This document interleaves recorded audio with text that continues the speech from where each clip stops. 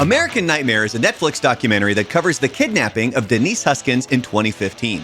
The story made national news as it seemed almost too strange to be true. Here in 120 seconds, I'll give you the synopsis of the timeline of events along with some things the documentary didn't include. Here we go. On March 23, 2015 at 3 a.m., Denise Huskins was kidnapped from her boyfriend Aaron Quinn's home in Vallejo, California.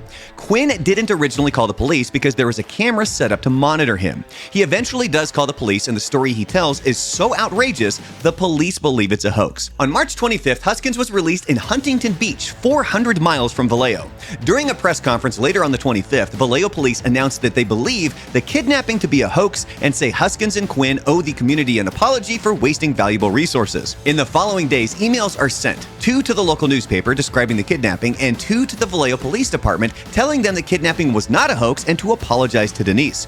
On June 5th, there's another home invasion in Dublin, California, 45 minutes from Vallejo. And this time Matthew Mueller leaves his cell phone behind.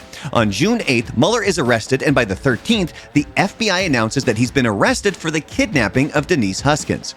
On March 16th, 2017, Mueller was sentenced to 40 years. Now, here is what American Nightmare left out. There were additional charges for Mueller. In 2022, he was sentenced to 31 years to run concurrently with his 40-year sentence on the state's charges. Huskins and Quinn believe there was someone else involved in the kidnapping. Denise recalls 2 pairs of legs in the room during the incident. This is briefly mentioned in the docuseries.